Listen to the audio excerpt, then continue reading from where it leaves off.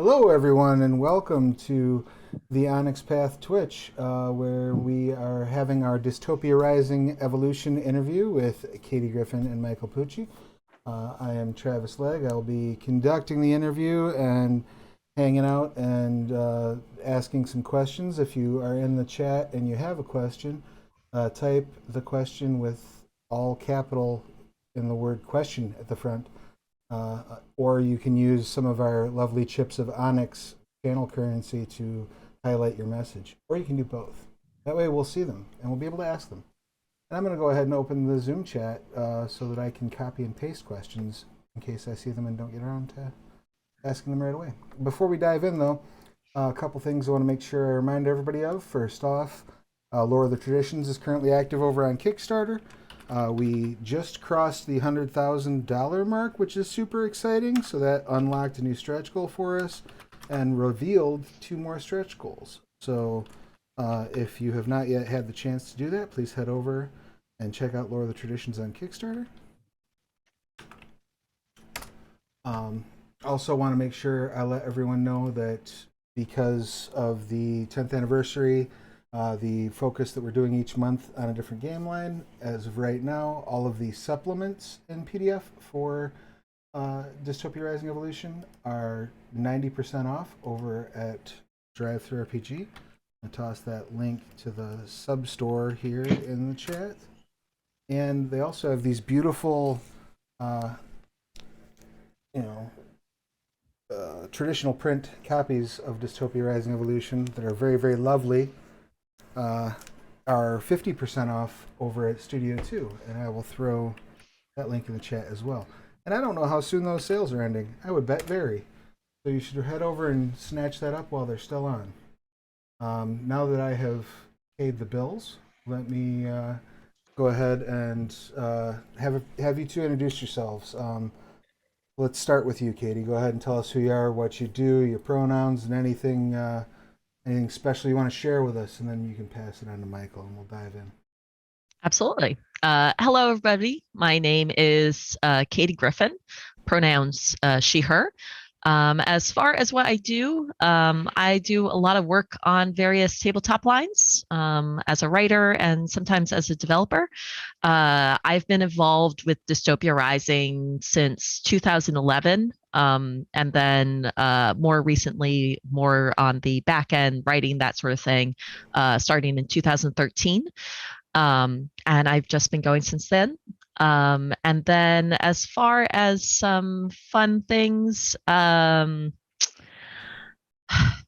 my day job, I do weddings. So this is really a passion and a hobby for me. Awesome. And how about you, Michael? Hi, I'm Michael Pucci, pronouns he, they. I'm the original creator from the Dystopia Rising game back when it started as scratches on papers in a living room around a hookah a long time ago. I worked on a bunch of lines. I've actually just started getting into releasing tabletop and LARP content again. Started working on doing small group online virtual events for Dystopia Rising, as well as some oddball things that, as the creative itch hits me. Other than that, mundane work. I work in a corporate machine, high in the corporate machine, but in a corporate machine.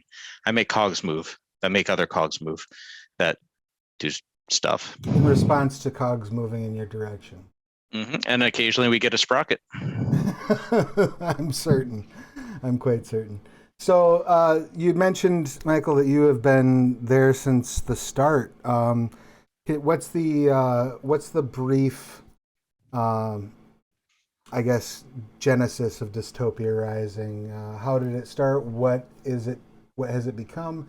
And how did it wind up as this beautiful, lovely tabletop role-playing game that we are here to discuss today? It definitely didn't start beautiful. It started as a 20-somethings writing of their own house LARP after doing some work for the old Cam Club way back in the day as with World of Darkness materials and working on little projects here and there, helping out with people's fantasy LARPs. And I decided one day that I didn't want to do another Parlor LARP. I didn't want to do World of Darkness. I wanted to do something completely different. And I started scratching things down on paper. And then we were fortunate enough to have been right in the right place at the right time when zombies sort of became the thing.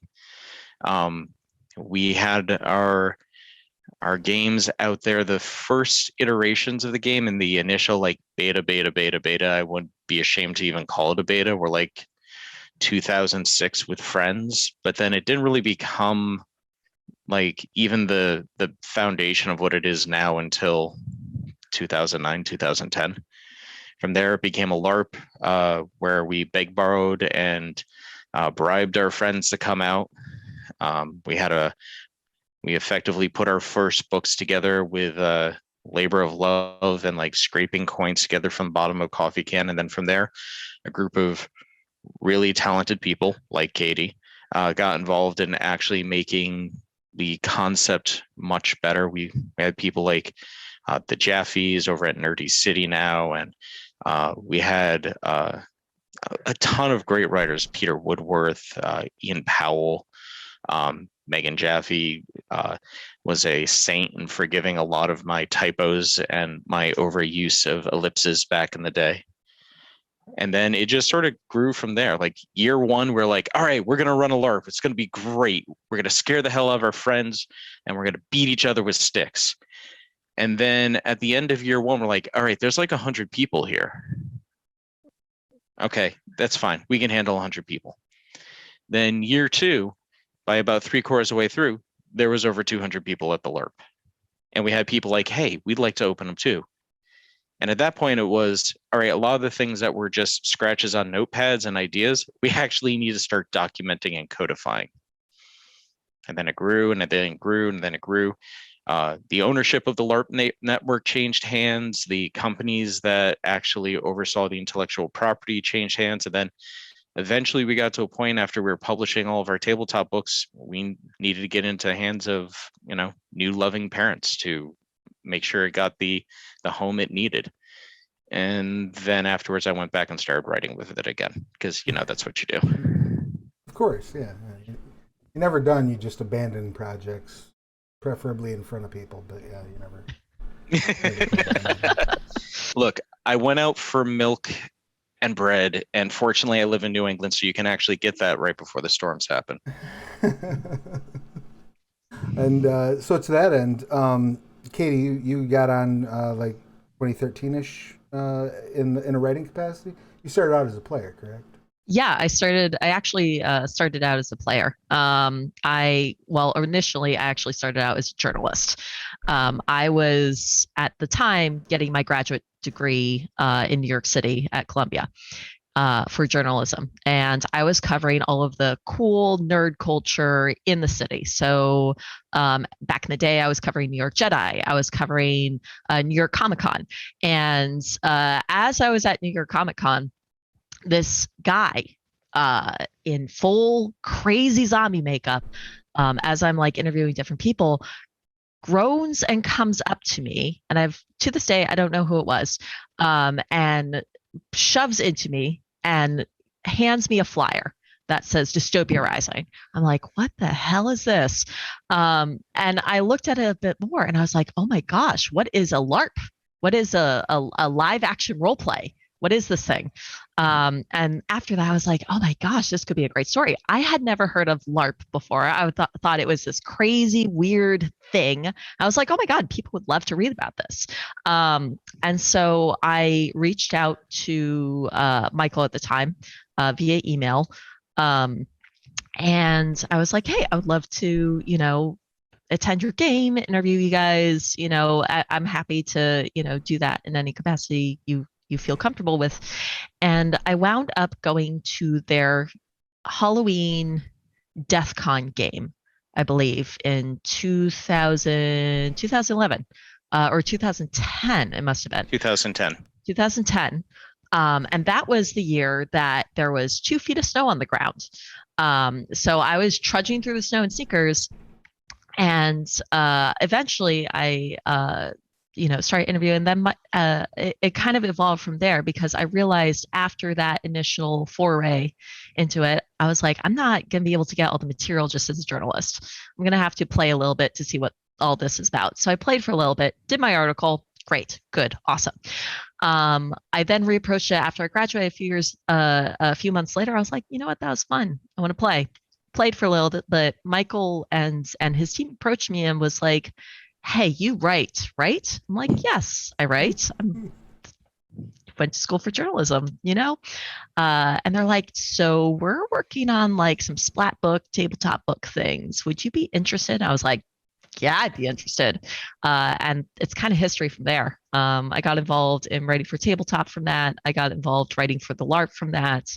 And it's really been fun. It really is kind of my first real foray into nerd culture. Well, that's awesome to be able to, have seen that like grow along, I guess, with your connection with the hobby, right? That's pretty cool. So, in bringing this, this is like 2013, 2014. At the time, there was a LARP edition, and that led to a tabletop edition that had happened previously. That was under a different rule set. The LARP as well has undergone an update, correct? Is that Yeah, the LARP's actually been updated a few times. We had our initial rule set, and then it went to like 1.5, and then it went to 2.0, and then there was 2.1, 2.15, 2.2, 2.3, 2.35. We just call it 2.x because we just lost track of how many iterations and adjustments we had to make. Then we moved over to Living Document for Dystopia Rising LARP Evolved. And it really would have went through a quick beta test, but we ended up doing this entire company split. Things changed hands, and then this funny thing called COVID happened, and it's really difficult to get live play testing when you can't get together live. Right. Yeah, that I would imagine that has been some roadblocks. So, and I do want to touch on like how does this exist in the COVID space momentarily, but before we get to that, at what point then in this process was Dystopia Rising Evolution born? At what point did you get together with Onyx Path and say, hey, we would like to make this happen? How did that come about? So it started with when we released all the original Splat books and the original tabletop and all of the original books. We were to say we were a skeleton crew would be the understatement of the year. Most of us took like no paychecks on doing writing, layout, and then when we hired people in, we got to the point where we could pay contracted writers, and it just got to the point where it was 10 years of writing pretty much just DR. And I would have little side stints where we were working on things for Kronos, American School of Witchcraft and Wizardry. There was Devil Days, Sleepy Hollow, a bunch of other stuff that we wanted to do, Utopia Descending. And it just got to a point where we had finished the first iteration. We hit on all the key notes we wanted to. And we look back to the beginning, the stuff we wrote 10 years ago, not only was it outdated, some of it, because culture had changed so much, it just needed to be completely revised. I mean, the first tabletop books that we released for Dystopia Rising existed before iPads and apps existed. Like It was a completely different world back then, and a lot of things like we get better as a culture and we needed to update some content. There were some things that needed to get cut out. We needed to use new techniques because in the time since the LARP started, communication opened between American and Nordic LARPs a lot more, and we started sharing tool sets. So we had to do a full revision on pretty much everything. And I just didn't have that in me. just the whole truth is at that point, I just didn't have that in me. There had been franchises, there had been massive DEF CON events. There had been app games, there had been card games, there had been splat books, the core books, and I just couldn't. That's fair. So, I guess one thing I do want to touch on is how did that grow? You started out one LARP, one location. By the time that you had gotten together with Onyx Path to say, "Hey, let's do Evolution," how many franchises were running at that point? I'm not certain. If I remember right, it was 16 or 15 at that point. So that's a Uh, pretty sizable yeah. balloon of growth there. Oh yeah. How did that come up? Was it just kind of a word of mouth spread? People would come to an event and be like, "Oh, I'd like to do one of these at my No. town." Or No, there was a lot of hustling that I actually don't think a lot of people realize. Like, not only were we running our events, but we were doing 8 to 9 conventions a year. And then on top of it, we were always releasing media. People were just starting to, get on Facebook, for better or worse. And social media was really just starting to kick up. So we literally were going to California. We were heading down to Texas, to Florida, to Chicago. You know, we would spend a lot of our time on the road. And then as it went further on, we'd be spending time in Poland, in Sweden, in, you know, just traveling everywhere, going to these conventions and either running demos or running tabletop games or just selling the books or meeting people there and stoking the fire, so to speak. nice. And so when we come to um, Evolution is sort of born. You hook up with Onyx Path. Eddie Webb handled it internally for Onyx Path, right? And what was your role, Catie, in that initial core book? Initially, I was a writer, so I handled a rather sizable section of the book. But realistically, I was just a writer for the initial core book. For the Kickstarter goals that came after, I worked largely as a developer, however, and Eddie kind of transferred that over and kind of eased me into it. And he was amazing, both as the developer for Dystopia Rising Evolution and also afterwards and teaching me the steps for being a developer for Onyx Path.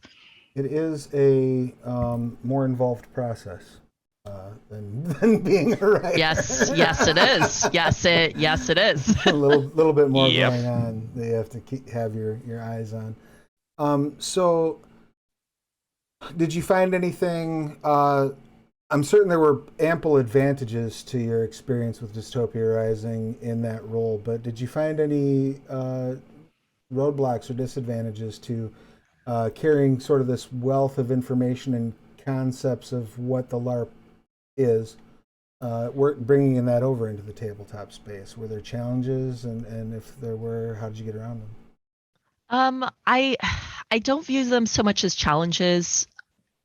More so, I wouldn't even call them frustrations. It's just that I've been working with this IP for so long. I knew genre so well, and individuals that came into it. Dystopia Rising is a unique sort of genre. It's not quite modern day apocalypse. It's not quite like post-apocalypse. It's mutated zombie post-apocalypse, and because of that, there's a lot of times when people would insert things that weren't necessarily genre or would fall back even on the fantasy genre, which Dystopia Rising kind of scratches that itch, but isn't quite really, doesn't fit quite into that. So it was very much kind of bringing people back to the rust and the bolts and the fact that it is not modern day. You don't see modern prints. You don't see modern clothing. Instead, it is everything is decayed and rotten almost and covered in fungus, for lack of a better way to describe it. Sure. I So mean, it's an accurate and apt description, I would say, right? yeah, and so that would be the in some ways the challenge, but also the benefit of being involved so long. Cool. And Michael, when it went into the tabletop development process, um, correct me if I'm wrong, your role was largely in a consulting role at that point, in Yep. terms of with what happened with Evolution. Yeah. Um, I was effectively like an assistant developer on it. I worked with Eddie a lot on answering questions, trying to not only incorporate the new, but also tie things into the old. cool, gotcha. And so we had mentioned a little bit earlier, like sort of dealing with the realities of a LARP and COVID. Um, what steps have you taken with the IP? Has the tabletop worked into that strategically, or is that something that you're kind of treating as a separate entity? And I guess, yeah, if you could just sort of elaborate a little bit on this as we're going into, the top of the third year of this mild inconvenience that humanity is suffering. Um, So the LARP network was purchased by Kyle. And I've pretty much stayed on to assist him answer questions, giving him design aspects, run some events here and there, do some cleanup on documentation. But for the most part, my active role now with the LARP is if there's something really crazy and creative I want to do that is core genre or a portion that I feel hasn't really been addressed, I can do it. But the LARP network as a whole has had to do a massive, massive readjustment. A lot of the games just went to virtual Discord play. The LARP network as a whole stopped collecting any money for a while and just sort of went dormant so that as many of the local branches as possible could. And that happened for as long as possible before, there's only so many years that you can go before you have to stop paying for everything out of your own pocket. right. We went to virtual play. We did adjusted schedules. We even had to, I believe they even had to change the business format because a lot of the contracts required that you run X number of events a year. And all Right. of that needed to be waived for everyone because, you had to take the safety first. And Absolutely. and without a doubt, there were some branches that they closed down during that time. Some of them sold to other people. Some of them, we opened actually our first virtual branch, which is one of those crazy ideas that Catie and I decided to run, where a couple times a year we're just going to do virtual events and then maybe some American freeform events at conventions and things like that, or at a bar somewhere. Uh, but yeah, it's impacted hugely, and the tabletop's been great for bringing the game to more people, but it's also been difficult getting people who are accustomed to the LARP to be able to understand a whole new mechanic set, a whole new style of play, because the system that DRE uses is very different than the systematic growth system that the LARP uses. Gotcha. Yeah. So there's a little bit of bumping against ideas because I think we discussed a little bit, um, if I recall properly, kind of when we were putting together StoryPath Showcase, the idea of or this may have been in the earlier interview I did with the other creators. This may have been the discussion of like nailing the feelings and the themes and the concepts of the world and the history of the world and making sure that that world experience, like, that was kind of the guiding star for the adaptation, more so than like getting some sort of one-to-one conversion nailed down. Yeah. Yeah. Fair to say. Yeah. Yeah, so I mean, I think it would be. I could certainly see where that might bump against some people who are accustomed to a certain system.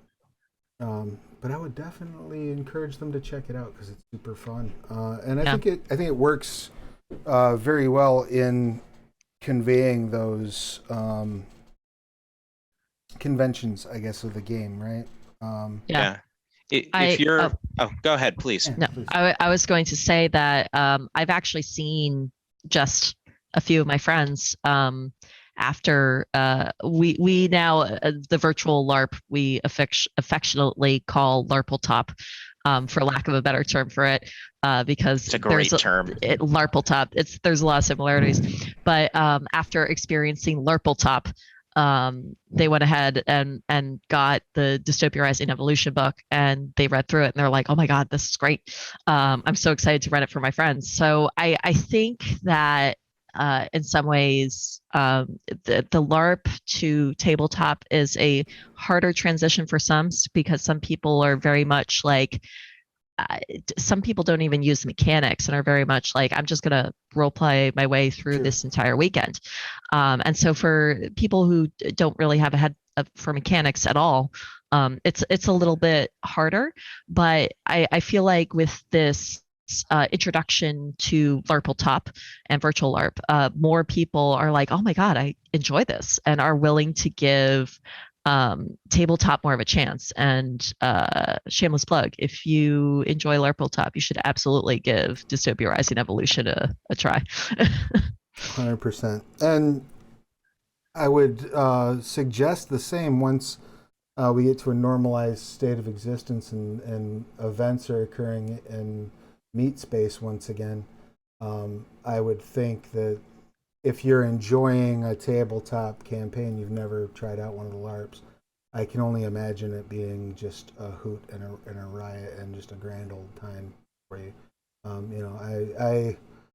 I'm an elder millennial, so when I go to my first event, I'll be not doing a whole lot of running and swinging sticks. I'll probably be one of those talk my way through the weekend players, but but there's kind of something for everyone in those environments. I've done offers before. I've just never been to a Dystopia Rising one. Yeah, one of the things that's really sort of unique to DR LARP, especially when it first came out, was that it had a lot more politics, a lot more networking, a lot more esoteric aspects as you got into the Mortis Amaranthine, and you didn't have to just hit things with sticks. Right. You still could. I mean, there's nothing wrong with run through the woods and hitting your friends with sticks sometimes. Okay. But at the same time, if you just weren't feeling it that weekend, you could go do like engrossing medical role play and like dive into lore and other aspects of play. It didn't have to be combat.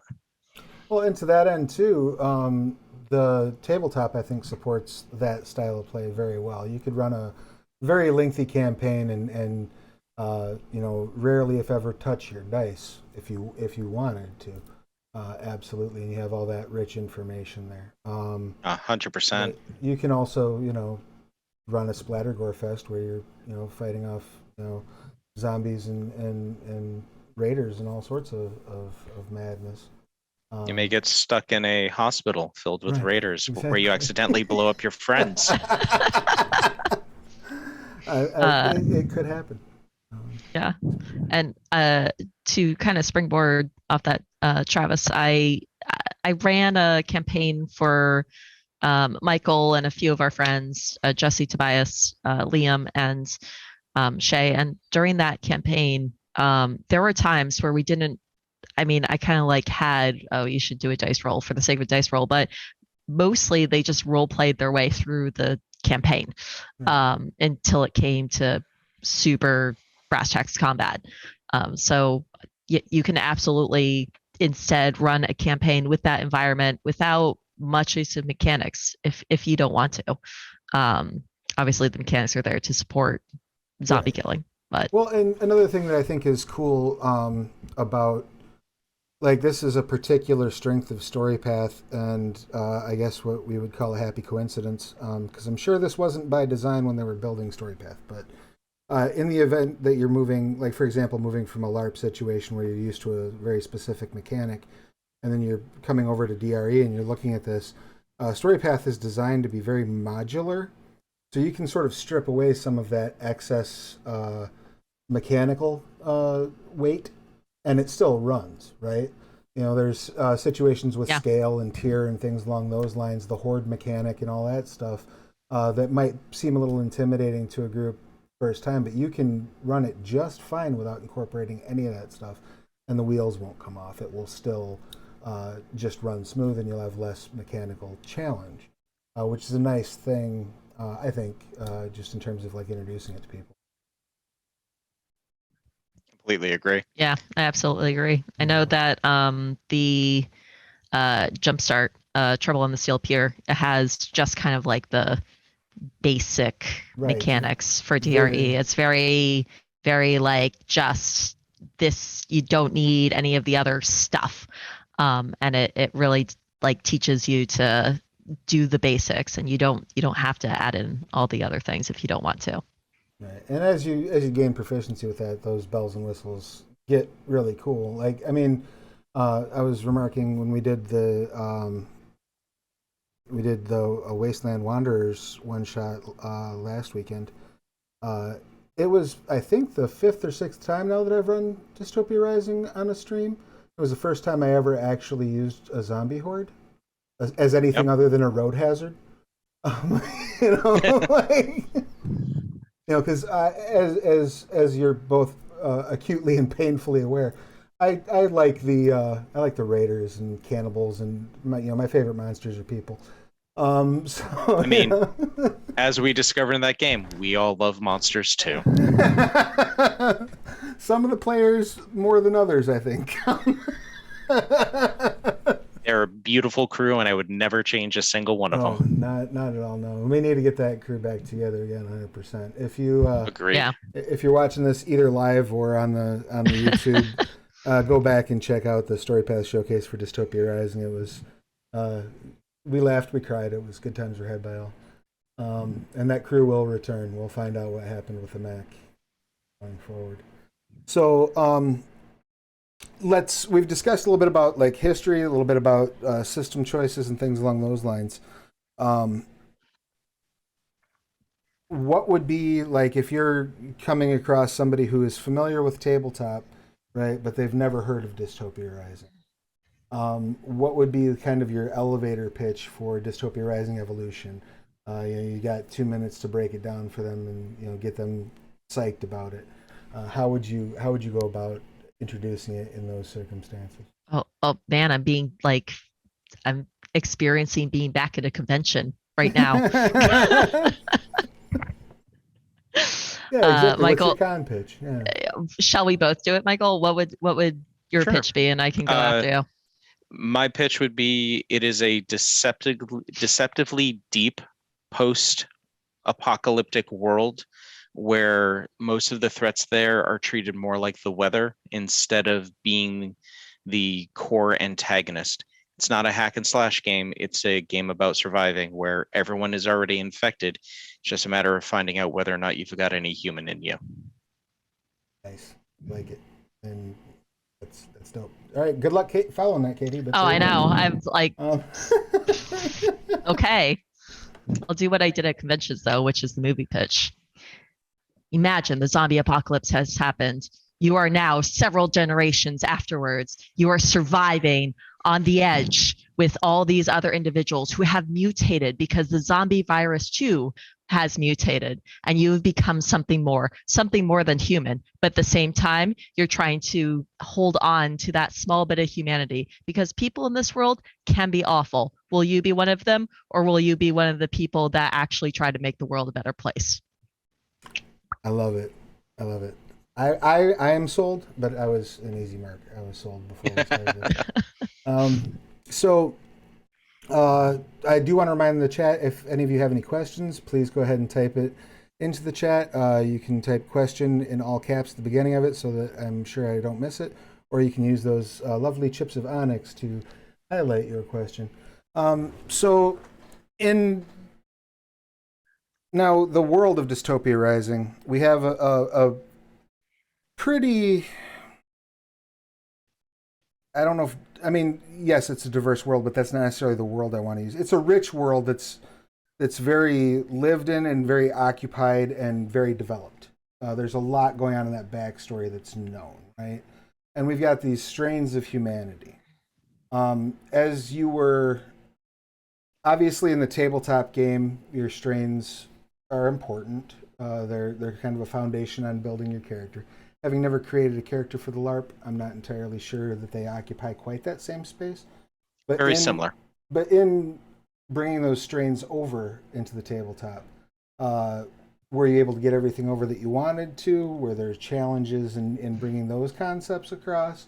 And what's your uh, favorite strain in, and is it different in the two different settings or So different silos, I guess I should. So without forcing someone to read 13 books of publication plus a novel set plus graphic novels, yes, in one book, it definitely hit on all of the key core notes that I definitely wanted to see out there.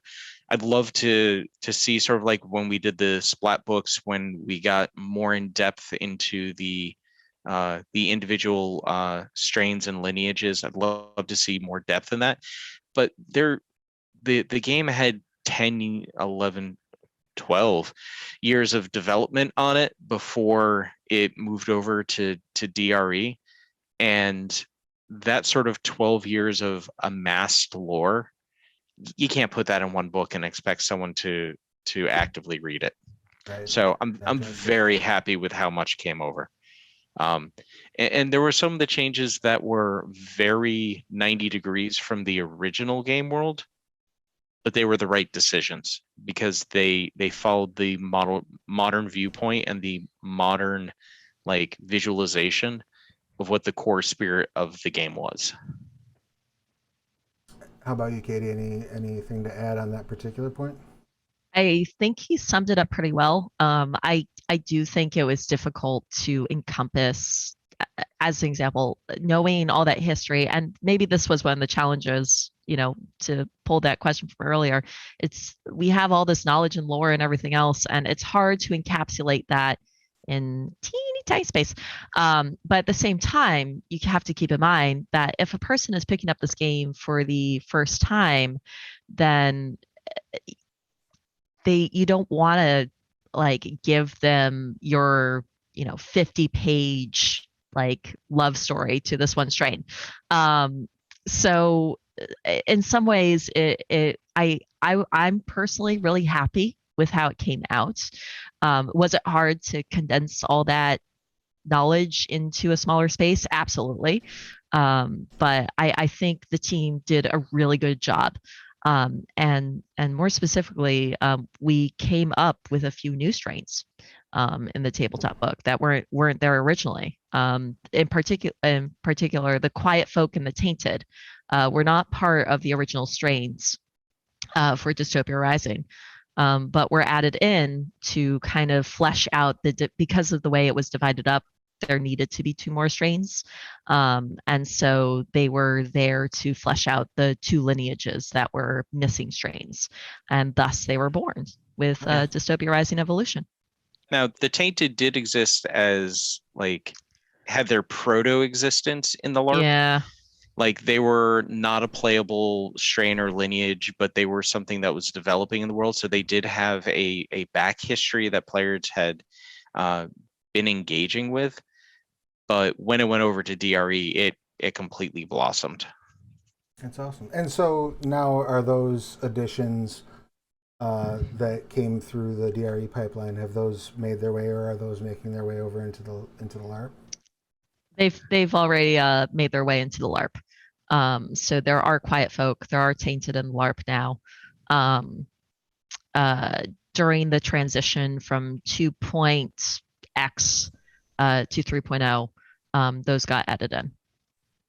Awesome. It's cool to see that sort of like parallel development of the world and things informing one another.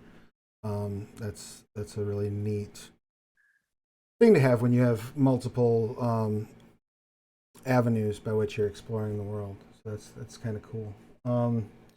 So in terms of excuse me, in terms of the LARP's life, I would assume that you are dealing with a few characters that have several years of experience built up behind them and are rather potent, I guess one might say. So were there any considerations when you're working on the tabletop of like how are we going to address, what happens when these people are at this sort of end game or long game level of play? Were there any things that came into play in the design there? Or because I'm aware StoryPath has like its scale mechanic, things along those lines. And correct me if I'm wrong on this, Catie, but there's equipment you can get as a player that will operate at a higher scale, but like your character doesn't have in the core DRE book doesn't have any means of like adding scale to like their own physical strength. Not that I'm aware of. I'm pretty sure that's correct. There's no way to add scale. It's all gear after a certain point. Yeah. And to a certain degree, that's true in the LARP as well, right? Like there are superhuman feats in terms of psionics, or superhuman feats in terms of healing, but in terms of like your ability to pick up a car and hit someone with it, probably not so much. Yeah. Yeah. There's a lot of things that you can't do in an immersive environment in a LARP and have it really feel right. So like on the XP level and the growth in the multi-year, when we went from 2.0 to 2.3, one of the big things that we did was we actually did a scaling XP cost on everything. So it lowered the gap between new players and people who have 10 years worth of experience. It allowed the people who've been playing 10 years to have a leg up, but not be completely untouchable. Right. In a completely different realm of existence. And it was the decision that absolutely had to be made for the game. Some people felt we should have scaled it more. Some said we should have scaled it less. Some people felt like we should just give everyone superpowers and a pony. But, you do what's best for the game. Never. In a gaming? No. But it's mostly on the equipment because you can't throw a car. You can't push a tree over on someone and in a LARP and make it feel right unless you're doing more narrativist.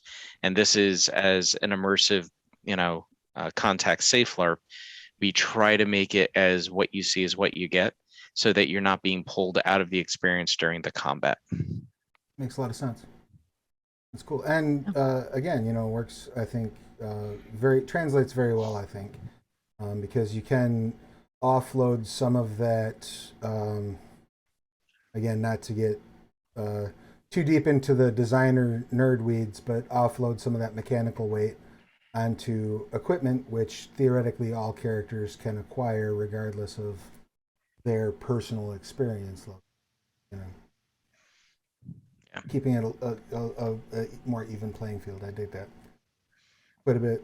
So, as you both know, and some of our viewers may be aware, there is the StoryPath Nexus, which is a community content program that is open to several of the StoryPath games, Scion, the Trinity Continuum, pretty much everything that comes out for StoryPath eventually unlocks over there.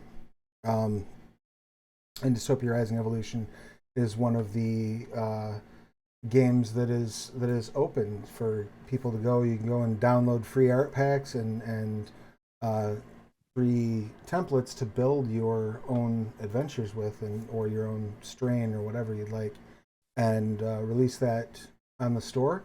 You can put it up, pay what you want. You can put it up for free, or you can put it up and charge people and make a few bucks off of your game design. So with that being in play, is there something that you would like to see the community sort of grab and run with on that program? Is there a type of product that you are on the lookout for that you would like to see sort of come to fruition through that avenue? Can I? Yeah. You can start before I go into my long list. Yeah. Okay. Yeah. I was going to say I would love for individual LARP chapters to create splat books of their particular settlement. their local groups that are in that settlement, the culture of that settlement, because I think it would help expand the world outwards. It would be a resource not just for the LARP, but also the tabletop. And personally, I would love to like run tabletop games in as an example, when the games is Haven, I would love to run a tabletop game in Haven, and know all the particular groups and the politics that are going on there, and all that good stuff. So that's what I would personally love to see. I'll let Michael go on with his list now. I would love to see people introduce sets for unique takes on the strains. So one of the things when we went from Dystopia Rising over to DRE is we couldn't give, an entire book to every individual strain. We couldn't write that in the first set. In the change from DR to DRE, we removed culture from being something that's default with the biological aspect of being a lineage or strain. Culture is now something based on where you're from and your character's history. So I would love to see people write, this is what a Yorker would be like if they were from Milwaukee area, and my version of the apocalypse. I would love to see someone write different versions of Saltwise based on, different oceanic cultures. I would love to see people sort of recapture Vegassians based on whether or not from the AC or from Vegassia itself, or, whatever their local gambling hole den of sin is. I would love to see that. I'd also love to see people expand out the equipment. One of the things in the LARP is that we have piles and piles and piles of equipment, in my opinion, maybe too much sometimes, just saying. I'm an equipment light person. I don't get much into the rectangles, but I would love to see more of that post-apocalyptic tech in equipment and guidebooks for the tabletop. And the crafting rules on the tabletop are very I think once you get your head around them, they're very streamlined and they're very quick and they're very easy to sort of customize your concept with. I've built a couple for things like when we ran with the building out the Mac was a lot of fun. There's when we did Wasteland Warriors, I put that up there. There's built out a basically a pickup truck that has a corn thresher on the front of it for trying to get through the overgrowth. Just kind of a combination between a snow plow and a lawnmower. But yeah, building out things like that and building out items that I think could enrich the setting. And again, in exploring, because of the difference in mediums, I think there's space to explore the setting in a way that you probably wouldn't in a LARP, but that can inform things that happen in your LARP, right? So looking at these technological aspects, looking at these day-to-day living things that you might be building, day-to-day survival aids that you might be building, day-to-day communication aids that you might be building, that you can then sort of look at and say, well, is this something we can work into the live experience? And if not, it makes for handy lore and handy, background information, if nothing else. Yeah. Right, background info, things to gossip about when you're sitting around at camp, Yeah. I would also love to see more professions and more societies. There's just people could spread that out so much more. And I feel like really customize it to areas and places and kind of, as was mentioned, make their own version of the apocalypse, or their own corner of the apocalypse. Yeah, for sure. And I think it's a great program, and I really do highly recommend people head over and check it out. We are creeping up on the hour mark, so I guess I just want to thank you both for taking the time to hang out and talk about this. It's been a great fun month for me. I lucked out that we were doing this one first because I'm a huge fan. So, um, do you have any, I guess, final thoughts that you would like to share with the viewers before we part ways for this evening? You want to go first, Katie? Okay. I guess parting words. We're all nerds. Let's have fun in the post-apocalypse. It's pretty much it. Like that's really what DRE is all about. Check it out for yourself. If you like post-apocalyptic stuff, this is probably the setting that you would enjoy playing in. Especially, as we're at home, check out the online tabletop. Cool. Excellent. And Michael? Since she said that, I'm just going to say treat each other well, stay safe, and San Dimas High School football rules. All true. Those are all, that's wisdom from the Mount right there.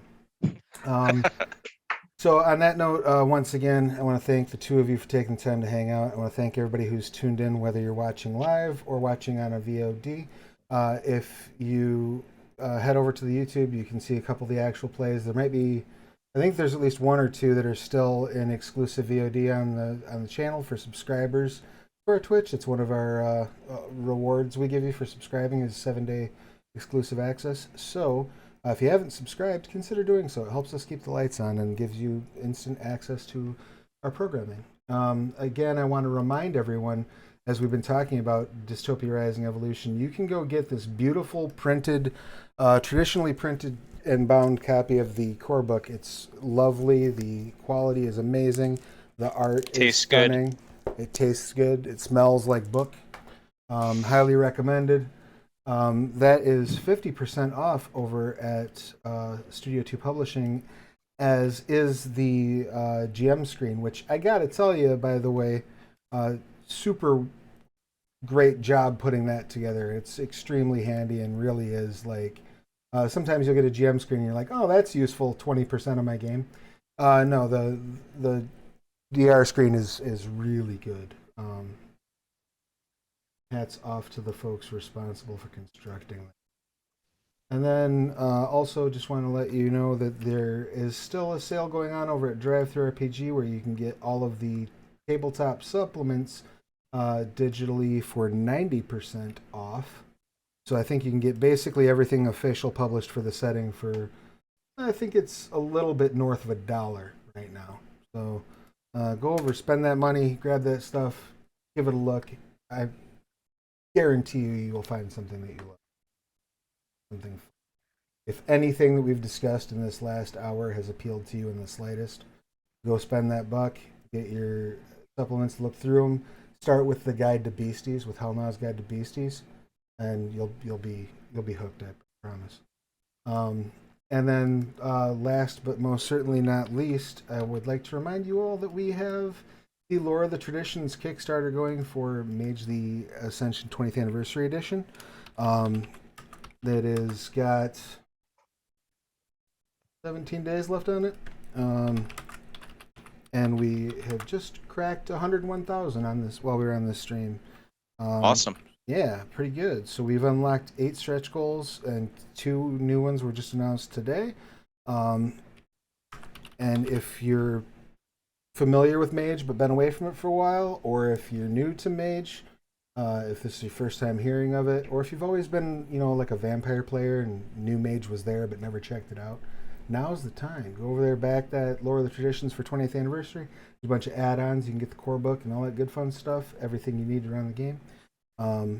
And you get, like I said, right now there's 2 additional PDFs have been added in addition to other stretch goals that everybody that backs for a digital copy will get. So definitely head over and check that out. Finally, yes, that is the end of the paying of the bills and the running of the bulls and all that fun stuff. So I have been Travis Legge, pronouns he, him, happy to be able to have the privilege to sit here and have this discussion with y'all. And I am looking forward to us revisiting our campaign soon. Looking forward to it. Be a lot of fun. Same. And once again, everybody at home, just please take care of yourselves and each other. Make sure if you can get stuck, you're getting stuck. Get your vax. You know, keep a distance, wash your hands, take care of those that can't handle get the vaccine themselves, yada yada yada. Do it for someone you love. I'm sure there's someone you love that is at risk. So if you can't vaccinate for yourself, vaccinate for somebody you care about. And with that, we will talk to you more soon. Bye. Bye. Bye.